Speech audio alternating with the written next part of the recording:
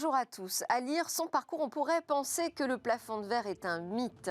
Grande dirigeante, responsable politique, dans sa troisième vie, elle a créé une école en partant de zéro, entièrement dédiée aux industries créatives, les métiers de demain. Son fil rouge, c'est l'engagement. Je vous propose de découvrir ce qu'il y a derrière ce mot, selon Virginie Calmels, la présidente fondatrice de l'école Futurae. C'est le grand entretien aujourd'hui dans Smart Tech. Deuxième partie de l'émission, on parlera de la diversité, comment rendre la tech plus diverse par les profils qu'elle va recruter, avec des actions et des acteurs aussi en plateau qui nous diront comment on peut s'y prendre pour accélérer dans ce domaine. On terminera avec notre regard sur où va le web et on parlera de nos gestes qui nous trahissent véritablement dans les métavers ou comment l'anonymat est en train de totalement disparaître.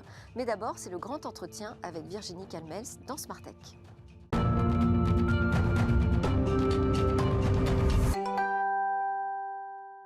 Le fil rouge qui guide mon invité, c'est l'engagement dirigeante, responsable politique, un parcours remarquable, non sans certains revirements avec des démissions, des prises de position, parfois qui vous ont valu quelques retournements spectaculaires. Bonjour Virginie Calmels. Bonjour Nathalie. Merci beaucoup d'être avec nous. Merci de votre invitation. On va parler de votre troisième vie, comme vous la présentez évidemment, en tant que présidente fondatrice d'une école Futurae qui est dédiée aux industries créatives, mais plus largement au métier de demain. Je voulais parler de votre parcours parce que c'est intéressant de savoir d'où on vient pour comprendre ce que l'on fait aujourd'hui, il me semble. Donc c'est comme commissaire aux comptes, tout d'abord, que vous mettez un pied dans cet univers des médias. En 1998, vous êtes la directrice financière de Numéricable. Voilà, pour ceux qui ont cette mémoire. À ce moment-là, en fait, Numéricable passe entre les mains de Canal+. Donc, vous découvrez le monde de la télévision. Vous grimpez assez rapidement. Vous devenez même directrice générale de Canal+. Ensuite, vous partez chez Endemol donc, qui est un peu la star, on va dire, des boîtes de prod sur toutes les nouvelles séries qui arrivent dans le monde de la télévision. Leader mondial aujourd'hui. Encore aujourd'hui, leader mondial. Et vous prenez la tête d'Endemol, mais la tête d'Endemol monde. Parcours remarquable, je le disais. Jusqu'à ce que la politique vous appelle, donc Alain Juppé, qui sait que vous êtes une Bordelaise dans l'âme, vous demande de le rejoindre. Vous prenez des responsabilités, je vais un petit peu vite, de plus en plus importantes au sein des Républicains. Et puis là, désaccord avec Laurent Wauquiez, limogeage, vous quittez la politique. Et finalement, vous vous mettez à l'entrepreneuriat et vous vous lancez dans l'éducation. Petite question, la politique, c'est un écart regrettable ? Non, d'abord, c'est de l'engagement, comme vous le disiez. C'est que, en fait, quand Alain Juppé m'a proposé d'être première adjointe au maire de Bordeaux, j'étais sur une autre planète, entre guillemets, puisque moi, j'étais en train d'avoir un autre projet professionnel. Je n'avais pas du tout imaginé faire de la politique. Mais je me suis dit que si je disais non, je le regretterais. J'ai plutôt envie d'être acteur que spectateur. Je suis passionnée par la chose publique et par l'intérêt général. Et donc, j'ai absolument pas regretté. Et acteur, c'est la politique pour vous ? En l'occurrence, quand on peut faire des choses, et c'est ce que j'ai essayé de faire à Bordeaux, j'en ai fait, c'était un de mes enjeux en charge de l'économie et de l'emploi, de développer les industries créatives à Bordeaux, parce que je trouvais que c'était typiquement une ville qui pouvait être une ville qui accueille les talents, parce qu'il fait bon vivre et parce qu'il y avait déjà un écosystème très florissant. Bordeaux était une des premières villes labellisées French Tech, j'en avais la responsabilité. Et donc, assez vite, j'ai mis aussi un peu, on va dire, au service des Bordelais et des Bordelaises et de l'équipe d'Alain Juppé, un réseau. Et c'est comme ça que j'ai installé un certain nombre d'entreprises à Bordeaux dans le domaine des industries créatives. Par notamment exemple Ubisoft, qui a ouvert un studio à Bordeaux, mais également Mano Mano, Deezer, OVH, et puis d'autres entreprises, BetClick, qui a déménagé son siège social de Londres à Bordeaux, et puis Hermès et d'autres entreprises sont venues s'installer sous ma mandature. C'est plus de 45 000 emplois nets créés. Donc, vous voyez, c'est être acteur. C'est vraiment pouvoir, à un moment donné, avoir des résultats concrets. Et ça, la politique locale le permet. Qu'est-ce que vous avez entendu de la part de ces grandes entreprises, quand on parle d'Ubisoft ou d'OVH Cloud, ne sont pas des petits acteurs dans le monde du numérique. Pour autant, ce n'est pas forcément très simple pour eux aujourd'hui d'évoluer dans un monde qui est largement surdominé par les puissances américaines et chinoises. Qu'est-ce que vous avez entendu de leur part, leurs attentes vis-à-vis du politique ? Je pense que les acteurs économiques, ils attendent d'abord et avant tout qu'on leur facilite la vie. Et comme moi, je venais moi-même du business, Ouais. je pense qu'on parlait le même langage. C'est-à-dire, je suis pas une technocrate, j'ai pas fait l'ENA, voilà, j'ai fait des écoles plus concrètes, hein, des écoles de commerce, l'INSEAD. Et je pense que vis-à-vis des acteurs économiques, c'est pas tant des aides directes qu'ils veulent. Ils veulent surtout de la facilitation. Ils veulent qu'on se mette à leur place, c'est-à-dire qu'on intègre leurs problématiques d'accueil, notamment des talents, parce que c'est ça aujourd'hui le cœur du réacteur pour une entreprise, c'est de recruter les talents, que ces talents soient pérennes dans l'entreprise, c'est-à-dire qu'ils aient envie d'y rester, d'y faire carrière, de se développer. Et qu'ils soient compétitifs pour recruter ces talents aussi. Absolument. Et donc, l'objectif, c'est de leur faciliter la vie à tout niveau. Donc, pour ma fonction, c'était notamment aussi savoir où ils allaient s'installer, dans quelles conditions, avec quel type d'infrastructure. C'est ça qui est très important. Donc, évidemment, tout ce qui va pour une entreprise. C'est pour ça que je me suis beaucoup battue souvent sur les sujets de la fibre, d'apporter la 4G, voire demain la 5G, parce que c'est ça qui permettra le développement économique sur l'ensemble d'un territoire. C'est évidemment la communicabilité. On parle d'entreprises qui travaillent avec l'international, donc d'avoir des beaux réseaux de transport, de pouvoir se relier au monde. Si on parle d'Ubisoft, vous le savez, ils ont des studios bien au-delà de l'Hexagone, donc au Canada, en Australie. Enfin, voilà. Donc on a besoin, en fait, je pense, de se mettre à la place des entrepreneurs, des entreprises et l'emploi qui est clé. Comment attirer les talents et comment essayer de dynamiser tout un pôle d'emploi. C'est pour ça que la notion de cluster, hein, de mettre ensemble tout un tas d'activités qui sont un peu connexes, permet de dynamiser un marché de l'emploi et d'attirer des talents. Alors, je disais en présentation que votre parcours était remarquable et dans l'introduction même que on avait peut-être l'impression que le plafond de verre devenait un mythe avec vous. Vous avez ressenti qu'il existait ce plafond de verre en tant que femme ou jamais ? En fait, j'ai eu la chance d'avoir des personnes qui m'ont fait confiance jeune. Donc, j'ai plus ressenti le problème d'avoir des responsabilités jeunes que d'être femme pendant des années. Une de mes phrases fétiches, c'est celle de Jefferson qui dit « Plus je travaille, plus j'ai de la chance ». Donc, j'ai eu beaucoup de chance. J'ai aussi beaucoup travaillé. Après, quand je suis rentrée en politique, là, j'ai ressenti quand même que le fait d'être une femme était peut-être un peu plus complexe. D'abord, il y en a moins et peut-être qu'on concentre un peu plus les regards et du coup les critiques également. J'avais moins ressenti cette limite d'être une femme dans ma vie professionnelle. Aussi, j'ai travaillé dans des environnements anglo-saxons. En démol, était présent dans plus de 30 pays. Quand j'ai après été présidente du conseil de surveillance d'Euro Disney, je travaillais avec des Américains. Le monde anglo-saxon est très focalisé sur les résultats et peut-être un peu moins sur des sujets qui peuvent être ceux de la parité ou de la jeunesse. Alors, donc 2019, vous décidez d'entamer, vous dites votre troisième vie. Vous créez un groupe d'enseignement CV Éducation et une école, en repartant vraiment d'une page blanche, dédiée aux métiers de demain dans le domaine des industries créatives. Pourquoi est-ce que vous considérez aujourd'hui que ce sont ces industries créatives qui seront les métiers de demain ? Je pense qu'en fait, vous le savez, les études le démontrent. Il y a une étude de Dell, par exemple, qui dit que 85% des métiers de 2030 ne sont pas connus aujourd'hui. Ouais. Donc, on comprend qu'en fait, ce qu'il va falloir, c'est s'adapter à des métiers qui n'existent pas. En revanche, ce que l'on sait, c'est qu'il y a des compétences qui sont nécessaires pour demain embrasser des métiers qui ne sont pas forcément encore connus. Les compétences de créativité, du monde de l'image, de la technologie, du digital au sens large, sont une évidence pour ce monde de demain. Donc en fait, on n'a pas la prétention de savoir mieux que d'autres ce que seront ces métiers de 2030, puisque justement, beaucoup d'acteurs le disent avec humilité. On voit beaucoup de métiers qui disparaissent, mais de métiers qui se créent.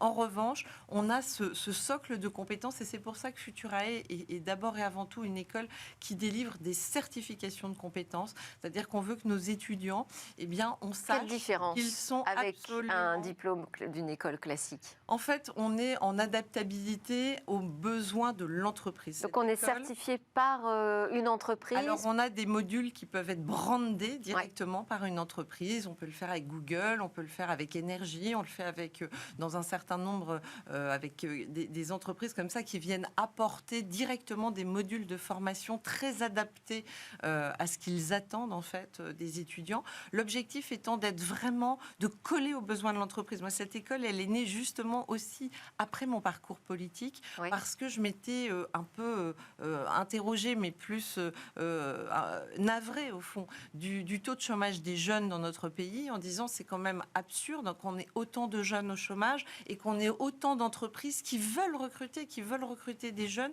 mais adaptés à leurs besoins, qui sont formés à ces besoins. Et du coup, il y avait besoin de faire se rencontrer en fait les besoins des entreprises et les formations des étudiants.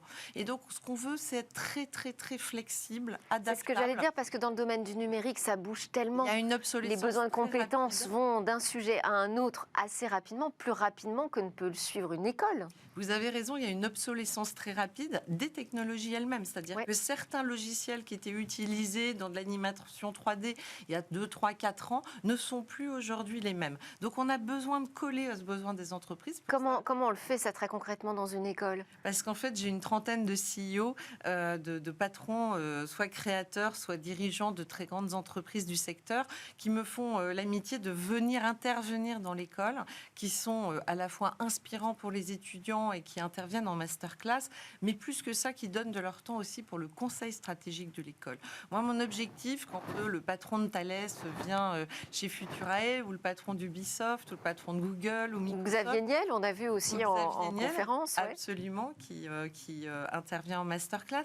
L'objectif, c'est surtout d'échanger avec eux pour justement bien être, vous voyez, en ligne avec leurs besoins. Ouais. Et donc, profiter de cette connaissance directe qu'ils ont, eux, au quotidien, puisqu'ils sont les premiers recruteurs de leurs entreprises, pour adapter sans arrêt nos contenus. Et c'est pour ça qu'on veut garder beaucoup d'agilité. C'est un mot-clé aujourd'hui, l'agilité dans ce monde-là. Donc ne pas être trop rigide et pouvoir sans arrêt s'adapter et se tourner vers cette évolution enfin, tous les jours, hein, en fait, on a un besoin de veille permanent parce que tous les jours, ça change, ça s'adapte, ça évolue.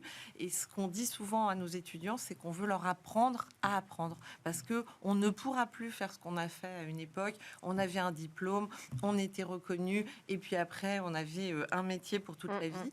Là, il va falloir sans arrêt se remettre à la page, voire continuer à se former tout au long de la vie. Et oui, parce que, enfin, on le voit ne serait-ce qu'avec le sujet du métavers, qui a été balayé d'un revers de main là, par le sujet ChatGPT, des intelligences artificielles génératives. Ça vient directement défier le métier des créatifs aujourd'hui. Oui, ça va peut-être les défier. Pour autant, on reste convaincu, et c'est aussi pour ça qu'on croit en l'âme humaine et en la compétence, que la créativité, les émotions, l'imagination, bien sûr qu'on voit la révolution de ChatGPT, mais on est aussi conscient, et heureusement d'ailleurs, qu'il va y avoir besoin justement de faire un tri derrière ce qui est une simple connaissance et agrégation de connaissances via l'intelligence artificielle, et puis de ce qui est de la vision, de la conception, de l'émotion et de la création. On le voit dans les vidéos, il va falloir apprendre quand même à travailler 3D. avec ce nouvel outil. De toute façon, il est évident qu'il va falloir maîtriser des outils qui tous les jours évoluent. Alors ce sera peut-être celui-là ou pas, parce que vous savez, il aura peut-être à un moment donné un coup de frein. Il ne faut pas non plus... la technologie apporte beaucoup, elle peut aussi devenir inquiétante. Donc il y a un curseur à placer. Ce qui est certain, c'est que nos étudiants, on leur dit, et ça fait partie des modules obligatoires qu'ils ont, ce que moi j'ai appelé la culture générale du 21e siècle.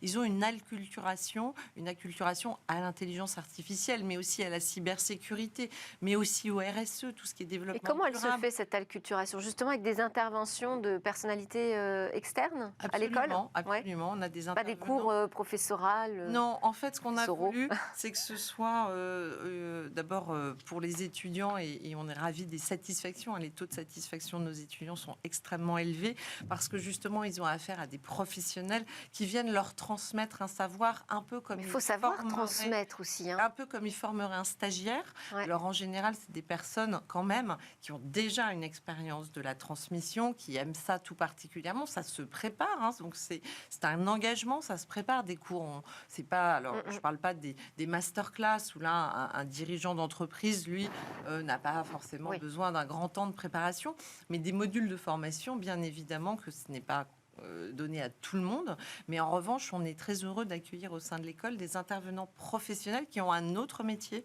et qui viennent donner plusieurs dizaines d'heures de cours très préparés en amont, hein, à nos étudiants, parce que c'est très interactif, c'est très pragmatique, ils savent absolument de quoi ils parlent, et comme vous le disiez, c'est un peu moins théorique. Donc pour nos étudiants... ils viennent faire leur marché aussi peut-être à l'école, non? Bien sûr, c'est aussi ça que j'ai Ça crée un premier réseau. C'était créer, pour moi, l'égalité des chances, ça passe aussi par là. C'est donner à des étudiants qui n'ont pas forcément, de par leur famille, l'endroit d'où ils viennent, ils n'ont pas forcément les relais, les réseaux et les connexions avec les futurs employeurs. Et du coup, ça crée aussi ce lien.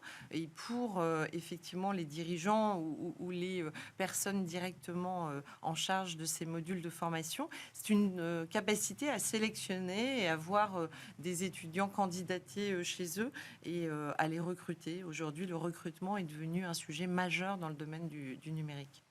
Et alors, ce sujet de l'inclusion, on va le dérouler tout du long. Ça sera notre fil rouge à nous aujourd'hui, en particulier dans Smart Tech, puisqu'on va recevoir Diversity Days avec un fonds d'investissement qui est un fonds à impact, donc qui travaille beaucoup sur ce sujet.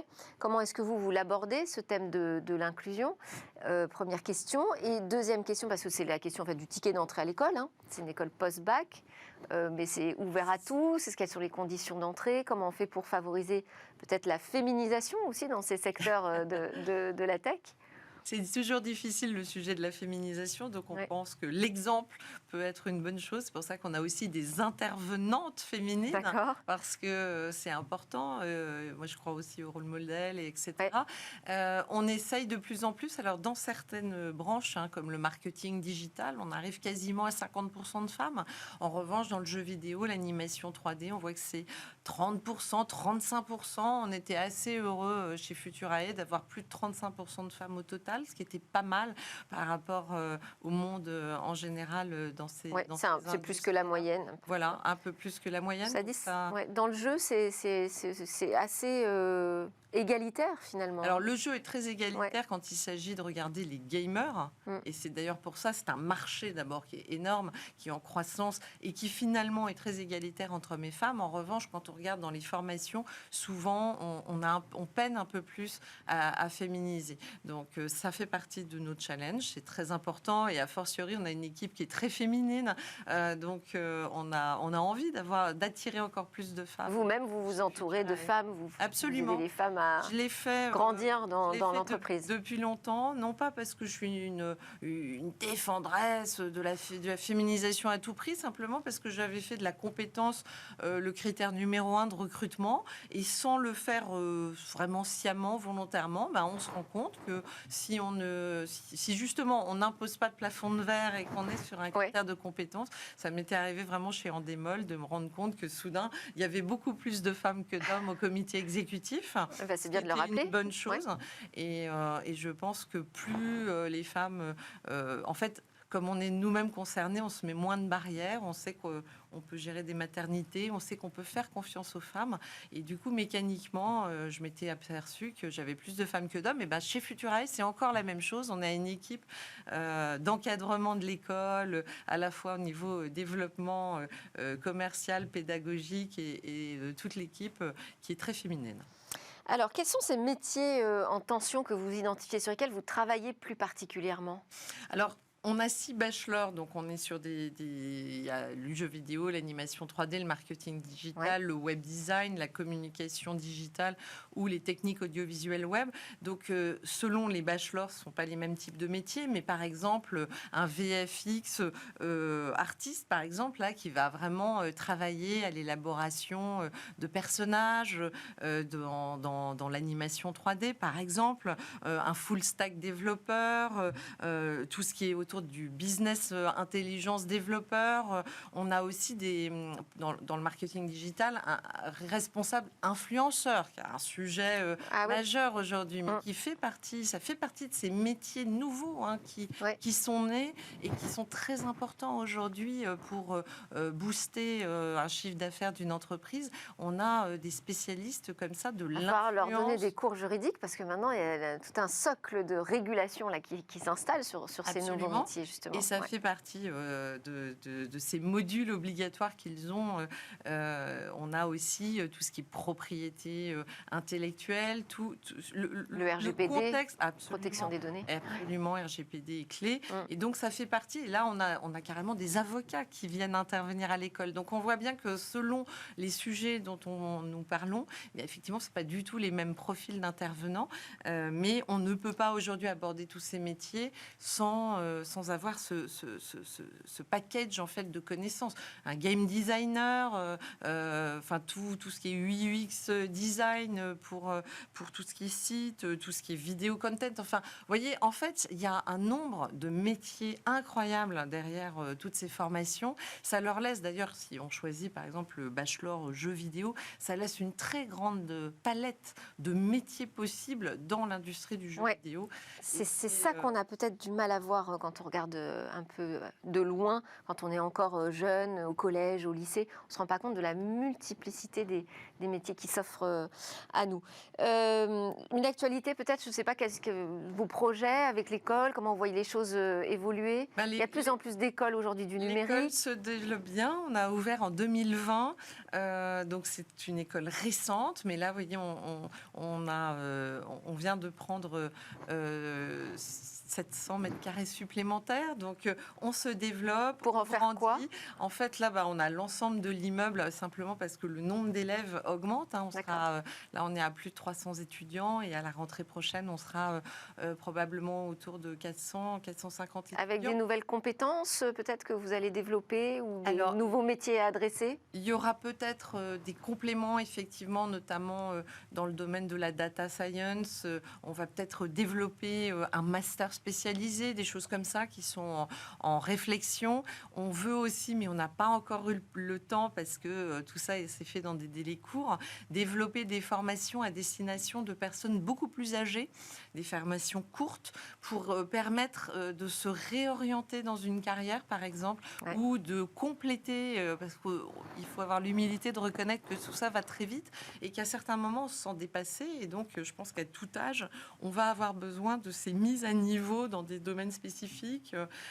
Donc, on va développer des formations plus à destination des entreprises pour leur personnel et compléter, en fait, pour des gens qui sont cadres, voire cadres dirigeants, pour qu'ils soient aussi alertes que les jeunes qu'ils recrutent, parce que parfois, vous avez des patrons d'équipe qui ne sont pas tout à fait à l'aise avec les jeunes qui, eux, maîtrisent. De quoi on parle, quelles sont les contraintes de leur métier. Tout à fait. On termine, Virginie Camès, très rapidement par l'interview express. Vos rêves, Virginie? Mes rêves, écoutez, déjà de continuer à développer cette entreprise qui est pour moi un peu un projet à mi-chemin entre l'intérêt général et le business. C'est la formation, la transmission. C'est quelque chose qui me tient énormément à cœur. Vos peurs? Mes peurs... je suis quelqu'un qui finalement a pris beaucoup de risques. Je me suis souvent mise en risque et assez jeune, on me disait mais toi t'as pas peur? Alors si, je suis très peureuse au sens où j'ai le vertige et j'ai pas très envie de sauter en parachute. Mais en revanche, dans l'activité professionnelle et dans la capacité à se réinventer, je prends des risques et j'ai pas très peur. Et le futur de l'éducation, vous le voyez comment? Je pense qu'il est clé. Je pense que pour notre pays, il est fondamental. Pour moi, c'est vraiment un des sujets mais majeurs, prioritaires. Je trouve un peu dommage qu'on soit dans une vision très conservatrice.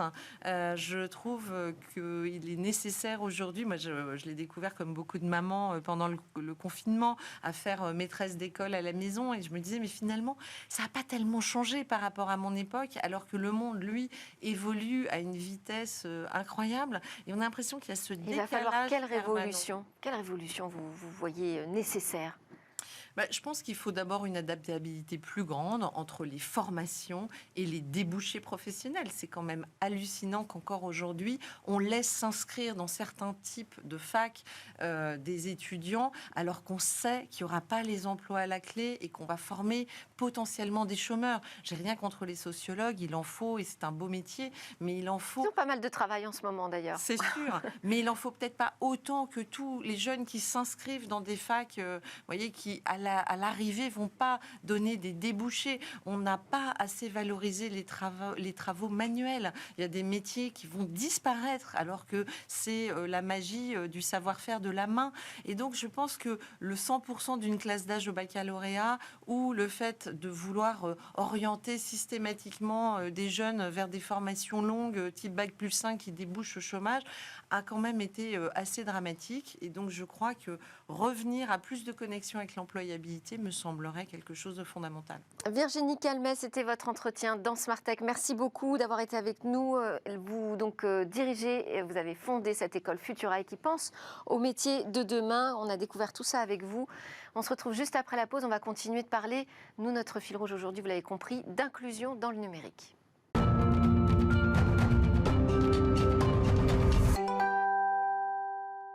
Deuxième partie de Smart Tech, vous nous retrouvez pour suivre cette actualité du numérique, de l'innovation, des nouvelles technologies.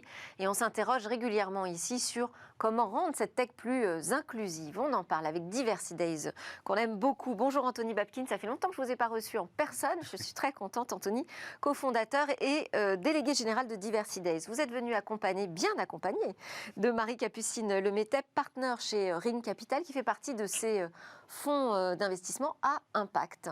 Alors, avant de vous donner la parole, je vous souhaite la bienvenue, bien sûr, mais je propose qu'on démarre avec quelques chiffres qui vont nous permettre de bien comprendre dans quelle situation on est aujourd'hui. Ah là là, les chiffres sont nombreux. Aujourd'hui, quand on parle de diversité et d'inclusion dans le monde de la tech, on a sorti une étude, nous, avec le cabinet PwC, et qui montre que le sujet des discriminations est quand même un sujet important. On parle de 39% de Français qui ont déjà vécu une situation de discrimination à l'embauche dans le monde de la tech lors du processus de recrutement. Donc ça doit réinterroger finalement tout le secteur sur les pratiques de diversité et d'inclusion. Alors qu'on pourrait penser que dans la tech, on a besoin de compétences, de talents, donc c'est porte ouverte à tout le monde. Effectivement, il y a cette image-là, et d'ailleurs, il y a un gros appel, et je dirais même que c'est le paradoxe, c'est-à-dire le paradoxe de la tech. Je dis souvent, finalement, l'attractivité du secteur, qui parle souvent de pénurie de talent. On parle de plus de 80 000, c'était le dernier chiffre Pôle emploi, 80 000 talents manquants sur les jobs de la tech. Et de l'autre, aussi cette attractivité. On a 80% des Français qui trouvent que c'est chouette de bosser dans la tech, qui ont un bon rapport aux startups, qui trouvent ça attractif. Et paradoxalement, il y a très peu de Français qui postulent véritablement. On tombe à 20% de gens qui ont déjà envoyé une candidature vers ces boîtes-là. Donc je parle de paradoxe parce que d'un côté, c'est l'attractivité du secteur, la pénurie de talent, et de l'autre, des Français qui n'y vont pas. Et il y a de bonnes raisons, puisqu'aujourd'hui, les gens qui n'y vont pas, quand je dis il y a de bonnes raisons pour lesquelles ils n'y vont pas, c'est que on voit bien que si vous n'avez pas de diplôme, si vous n'avez pas les codes du monde de la tech, si vous n'avez pas un bac plus 5, etc., il y a énormément de facteurs limitants. On les a interrogés d'ailleurs. Et souvent, ce qui revient en premier, c'est l'âge. 50% des répondants disent que l'âge est un critère qui les freinerait à aller vers ce secteur. Et d'ailleurs, il n'y a que 8% des 46-64 ans qui sont dans le monde des startups, donc très peu de seniors. à l'heure où on en parle beaucoup. Absolument, oui, oui. Alors, Et- il va falloir travailler peut-être un peu plus longtemps Il va falloir travailler plus et longtemps. se réinventer, se diriger vers des métiers porteurs. Ouais. Exactement, et ça réinterroge parce qu'on se dit si le futur de l'emploi c'est la tech, ce qui est quand même le cas, 10% des offres en CDI viennent du monde de la tech, on peut se réinterroger sur est-ce que ce secteur-là finalement recrute des profils différents. Ouais. Dernier chiffre que j'ai en tête, c'est celui aussi des diplômes. Il y a 50%, quasiment au même titre que l'âge, des répondants qui disent que voilà, sans diplôme, ils ne se projettent pas dans cet environnement-là. Alors peu ou pas diplômés, on parle de bac ou zéro diplôme du supérieur. Donc voilà, ça doit nous réinterroger et se dire comment on recrute dans le monde de la tech. Est-ce il faut absolument un bac plus 5, une grande école, ou est-ce qu'on recrute sur les compétences et on sort un peu du CV traditionnel, surtout pour une industrie qui a misé sur le renouvellement de beaucoup de pratiques. Mais sur les RH, on est un peu déçus. Ça va moins vite là-dessus. Donc eux, il faut qu'ils réfléchissent, comment changer leur mindset, mais vous réfléchissez à comment agir. Alors comment on agit? Alors comment on agit? Il y a 3 ans, on s'est posé la question avec un acteur comme la Fondation Mosaïque et nous, en tant qu'association, l'association Diversity Days, on s'est dit qu'est-ce qu'on peut proposer comme solution qui permette d'accélérer les politiques de diversité et d'inclusion au sein des fonds, parce que c'est quand même eux qui aujourd'hui financent massivement l'économie de la tech et les boîtes tech pour qu'elles soient plus exemplaires sur ces pratiques-là. Et en faisant un peu finalement l'étude de leurs pratiques, on se rend compte qu'elles sont assez peu à avoir proactivement mené des choses en lien avec les enjeux de diversité et d'inclusion. Donc comment on les accompagne? Déjà, il y a de dire comment on réinterroge tout simplement ce qu'elles font ou ce qu'elles sont. Donc il y a des outils comme Mixity, Me and You Too, qui sont des plateformes qui vont permettre de mesurer où est-ce qu'elles en sont au niveau de maturité sur le genre, sur le handicap, sur les origines géographiques ou sociales, sur la question... Sur l'âge? Sur l'âge, sur les questions LGBTQIA+, on re-questionne qu'est-ce que vous faites, à quoi ressemble votre entreprise. Donc c'est un audit, et ensuite on passe très vite à des enjeux qui vont être, on va dire, plutôt de bonnes pratiques, reformer les collaborateurs. Quand on fait, j'ai fait cet exercice une fois à main levée, de faire lever la main en fonction des gens qui avaient été formés aux enjeux de diversité et d'inclusion. J'avais un collaborateur sur 100. Donc, former les collaborateurs à avoir des bonnes pratiques pour éviter ce qu'on appelle les micro-agressions, des comportements qui sont moins adaptés, qui ne sont pas inclusifs. On va avoir des petites remarques à la machine à café, une remarque sexiste, une remarque, des propos, ce qu'on appelle homophobes, qui sont parfois pas méchantes à la base, mais en fait qui vont contrarier, blesser, voire même discriminer quelqu'un. Et puis ça passe aussi par des enjeux de recrutement. On travaille beaucoup avec Mosaïque là-dessus, c'est-à-dire proposer proactivement des talents qui viennent pas toujours des mêmes environs, qui ont le potentiel, parce qu'on va évaluer sur la base d'un logiciel qui s'appelle Assess First, finalement le niveau de compétence ou le niveau d'appétence d'une personne pour un poste. Donc, en quoi son relationnel ou son appétence pour la vente va être intéressant. Et ensuite, on va le faire matcher avec un certain nombre de postes potentiels. Donc, notre objectif, c'est renouveler cela, arriver avec des nouvelles pratiques et dire, en fait, Alors, le problème, c'est ces exercices de matching, on se retrouve toujours avec les mêmes types de profils, justement. Exact. Alors, non, parce que là, on part d'une base, d'un sourcing qui est fait par la Fondation Mosaïque, où on a une base de données qui est quand même très diversifiée. Donc, on part de profils qui, justement, viennent pas tout le temps des mêmes environs. Ou des mêmes formations et aussi. Et si j'avais un message clé à faire passer ce matin aux auditeurs de Bismart, c'est aussi leur dire...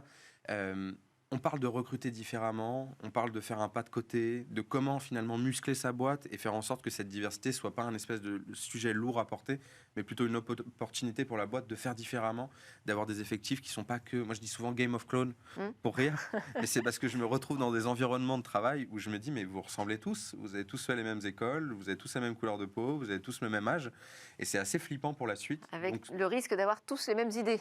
Et voilà, et peut-être de cracher certaines boîtes puisqu'on sait ce que ça a donné pour Lehman Brothers ou des boîtes où il n'y a que des mecs du même diplôme, même âge, même génération. Alors, Anthony, vous disiez qu'un des leviers, c'était de s'adresser aux fonds d'investissement. Donc, nous avons ici présent Ring Capital. Donc, super, Marie Capucine le mettait. C'est un des premiers fonds à s'être vraiment investi sur cette question de la diversité. Comment vous y prenez déjà et quel poids vous pouvez avoir sur cette question auprès des entreprises dans lesquelles vous investissez? Je pense qu'en tant que fonds d'investissement, on a à la fois une responsabilité et un levier d'action. La responsabilité, elle est de prendre le capital et de l'orienter vers des sociétés qui créent de la valeur, qu'elles soient financières ou extra-financières d'ailleurs. Donc ça, c'est un premier sujet, une vraie responsabilité d'investisseur. Et le levier, c'est de se dire, en tant que fonds d'investissement, on est actionnaire de dizaines, voire centaines de sociétés.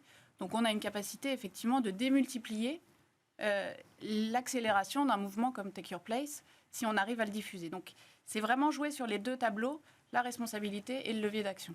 Et vous, en interne, au sein du fonds, Nous, en interne, on a ces responsabilités. vous adressez aussi cette question? Bien sûr. Ouais. Et adhérer à Take Your Place, le premier engagement qu'on prend en tant que fonds, c'est de se former et nous-mêmes d'utiliser la boîte à outils. Alors, c'est un peu réducteur pour Take Your Place, mais je pense qu'aujourd'hui, c'est la meilleure boîte à outils sur le marché sur les sujets diversité et inclusion.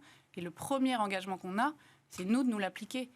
On est une entreprise, on recrute, et en plus, on fait des choix quand on finance. Ça, on en a beaucoup parlé, effectivement, de la discrimination dans le financement. Oui. Et lutter contre les biais qu'on peut avoir, c'est hyper important. Il y a énormément de littérature sur le sujet des biais dans l'investissement. Évidemment, sur des sujets de diversité et inclusion, ils sont énormes. Alors là, vous avez évoqué ce programme Take Your Place comme une boîte à outils. Qu'est-ce qui vous a semblé le plus pertinent, le plus percutant aussi dans ce programme? Sur le sujet de diversité et inclusion, il y a beaucoup de bonnes intentions. Aujourd'hui, on en parle beaucoup, que ce soit au niveau des fonds, au niveau des entreprises, nous, dans lesquelles on investit. C'est déjà pas mal, c'est un premier pas. Ce qui est un très bon, effectivement, qui est un très bon pas, qui est vraiment pas suffisant. Et aujourd'hui, ce qui manque, c'est des outils simples, concrets, c'est du pragmatisme et pas de dogmatisme. Selon moi, c'est très important, c'est une démarche très positive et c'est ce que propose Take Your Place. Je pense que c'est ça qui fait, et c'est la raison pour laquelle... Mais par exemple... Moi, j'ai bien envie qu'on parle de la clause, peut-être. Lorsqu'on a commencé à travailler avec les fonds, moi, je me suis dit, je vais remonter le ruisseau. J'allais voir ceux qui financent les startups pour aller plutôt, finalement, les picouser, je dis souvent, au berceau, sur ces enjeux-là. Et c'est vrai qu'au cours des réflexions qu'on a eues avec les fonds, on s'est tout de suite réinterrogé sur il faut que ce soit coercitif le moment où, finalement, le fonds investit dans l'entreprise. Elle a un pouvoir fort à ce moment-là, de guider la suite du développement de la structure, ses ambitions stratégiques. Et clairement, sur les enjeux de diversité et inclusion, ils étaient sous-adressés. Donc, on a commencé à travailler sur une clause qui va être rendue publique dans quelques semaines. Et l'objectif de cette clause, c'est de dire que dans les packs d'actionnaires, il y aura une clause dédiée aux enjeux de diversité et inclusion et qui va permettre finalement de contraindre, je le dis, parce que quand on dit coercitif, c'est quand même ça, il faut qu'il y ait une transformation à terme, de contraindre l'entreprise dans les 6 à 12 mois de l'investissement de mettre en place cette politique proactivement sur ces enjeux de diversité.